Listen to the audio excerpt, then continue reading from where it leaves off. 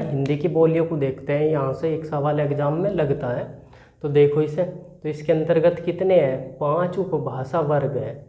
5 उपभाषा वर्ग है और इसमें कितनी बोली आ रही है? 18 बोली आ रही है।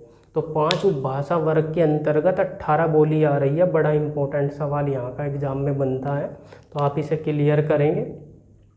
पहला इसमें है राजस्थानी उपभाषा वर्ग, दूसरा पश्चिमी हिंदी, तीसरा पूर्वी हिंदी और चौथा बिहारी और पांचवा पहाड़ी। ये जो है 5 उपभाषा वर्ग है और इनके अंतर्गत कितनी बोली आ रही है? 18 आ रही है। हम 18 की 18 को पढ़ने वाले हैं। जो इन पर विशेष सवाल होगा वो भी देखेंगे। सबसे पहला जो आपसे सवाल पूछता है वो पूछता है अपभ्रंश पर, कि अपभ्रंश जो है राजस्थानी जो भाषा वर्ग है वो किसका अपभ्रंश है, ये आप ध्यान रखेंगे। ये है शोरसैनी अपभ्रंश। ये शोरसैनी अपभ्रंश से निर्मित है। पश्चिमी हिंदी को देखो, पश्चिमी हिंदी भी क्या है? शोरसैनी का ही अपभ्रंश है। शोरसैनी का ही अपभ्रंश है। बिहार जो है ये मगध है, तो यहाँ पर कौन सा है? मागधी बोली जाती थी, तो ये मागधी का अपभ्रंश हो गया।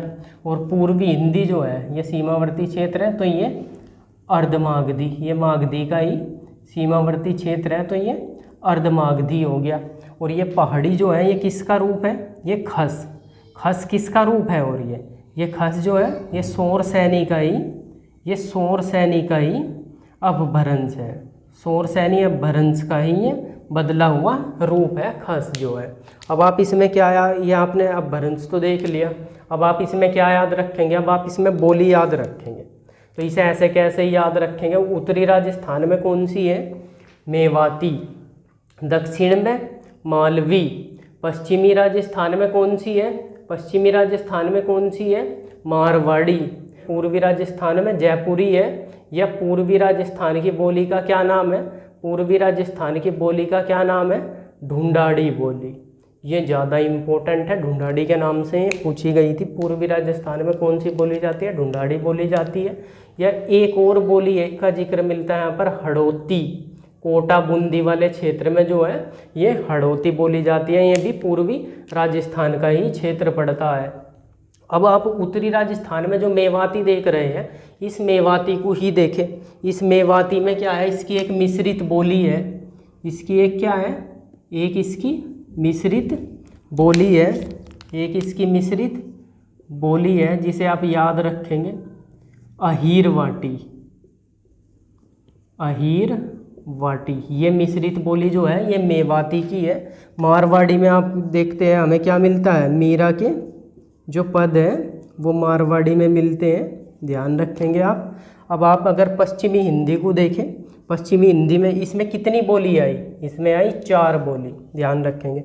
पश्चिमी हिंदी में कितनी बोली आ रही है? 5 बोली आ रही है।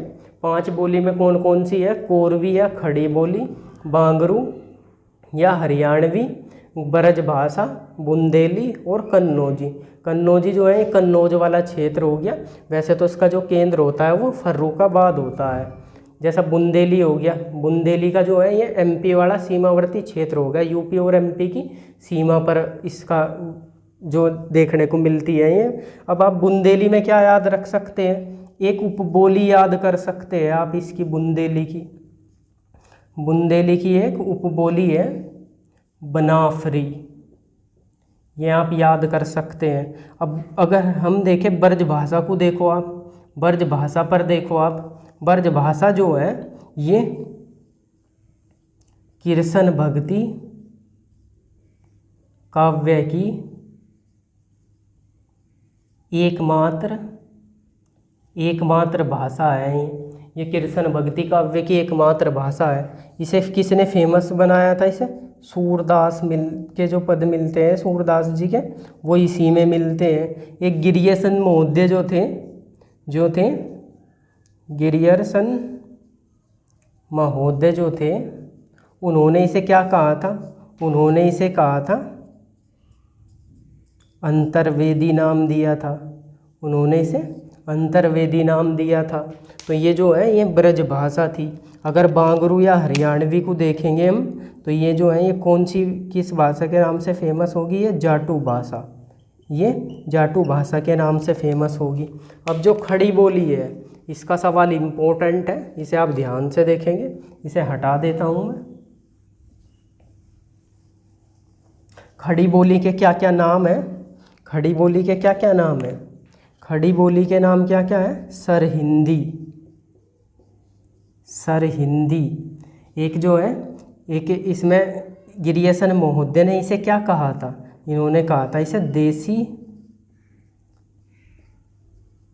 हिंदुस्तानी।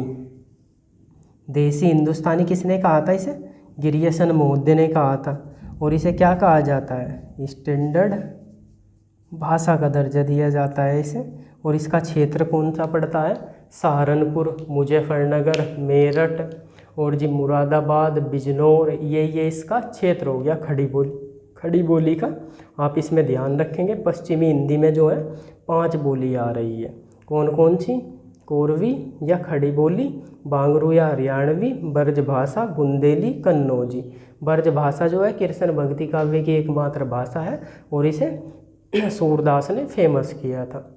और आप इसे ध्यान रखेंगे ब्रजभाषा पर। इसे अंतर्वेदी किसने कहा था? गिरियसन महोदय ने कहा था। बुंदेली जो है ये एमपी और यूपी की सीमावर्ती क्षेत्र पर बोली जा रही है। इसकी बोली कौन सी है? बनाफरी है, ध्यान रखेंगे। खड़ी बोली को नाम क्या क्या है? सरहिंदी हो गया।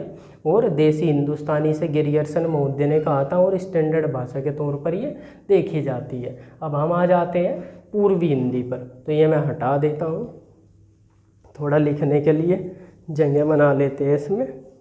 अगर किसी पर कुछ विशेष लिखना पड़ा तो लिख लेंगे। तो अब आ जाओ अवधि पर। आप अवधि को ध्यान रखेंगे। अवधि के जो है, एक तो वैशवाड़ी, वैशवाड़ी इसका अन्य नाम होगा। एक हो गया इसका कोसली, कोसली, ये इसके अन्य नाम होंगे। अवधि पर ही आप क्या याद रखेंगे? अवधि पर ही तुलसीदास ने अवधि भाषा में क्या लिखा था? तुलसीदास जी ने क्या लिखा था? रामचरित्र मानस। एक यहाँ पर मलिक मोहम्मद जैसी थे जो, मलिक मोहम्मद जैसी थे जो, उन्होंने क्या लिखा था इस पर? पद्मावत की रचना करी थी अवधि पर ही। ठीक है, तो इसका क्षेत्र कौन सा है? इसका क्षेत्र अवधवाड़ा हो गया, यानी कि अयोध्या जो है इसका प्रमुख केंद्र हो गया था। ये आप ध्यान रखेंगे। बघेली जो है ये रीवा क्षेत्र से संबंधित होती है, इसीलिए इसका क्या नाम है? एक अन्य रिवाई नाम पड़ता है इसका। छत्तीसगढ़ी जो है ये छत्तीसगढ़ वाले क्षेत्र में बोली जाती है, आप इसे ध्यान रखेंगे। अब बिहारी को देखें अगर हम, बिहारी में कौन कौन सी? इसमें कितनी आई? इसमें 3 बोली आई। पूर्वी हिंदी में कितनी आई? 3 आई।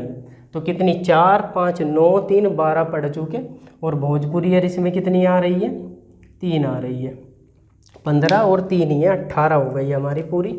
अब भोजपुरी पर देखें अगर हम, भोजपुरी का शेक्सपियर किसे कहा जाता है या भोजपुरी का भारतेंदु किसे कहा जाता है? तो ये आप ध्यान रखेंगे, बिहारी ठाकुर। बिहारी ठाकुर, बिहारी ठाकुर को क्या कहा जाता है? इसे कहा जाता है भोजपुरी का शेक्सपियर या भारतेंदु। भोजपुरी का शेक्सपियर या भारतेंदु कहा जाता है इसे। ये आप ध्यान रखेंगे। ये भोजपुरी पर जो है बिहारी ठाकुर ने इसे फेमस बनाया था। भोजपुरी को जो है बिहारी ठाकुर ने फेमस बनाया था। एक आप ध्यान रखेंगे इसमें मैथिली, ये बड़ी इम्पोर्टेंट है। ये आप ध्यान रखेंगे, ये हिंदी की एकमात्र, ये पूरे हिंदी की एकमात्र बोली है जो इसने भारतीय संविधान की 8वीं अनुसूची में स्थान पाया था। ये मैथिली है। और मैथिली में जो है हरिमोहन झा ने एक उपन्यास लिखा था कन्यादान, जिसने इन्हें फेमस बनाया था। और एक और है यहाँ पर विद्यापति, जिन्होंने यहाँ पर पदावली की रचना करी थी मैथिली में ही, और उन्होंने इसे इतना फेमस बना दिया था कि इसे जो है भारतीय संविधान के 8वीं अनुसूची में जो है स्थान मिला था। तो यहाँ आप ध्यान रखेंगे, हिंदी की एकमात्र बोली हो गई है और इसे कहाँ पर स्थान मिला था? 8वीं सूची में स्थान पाया था इसने, 8वीं अनुसूची में स्थान पाया था इसने। और इसे फेमस बनाने वाले कौन है? एक तो हरिमोहन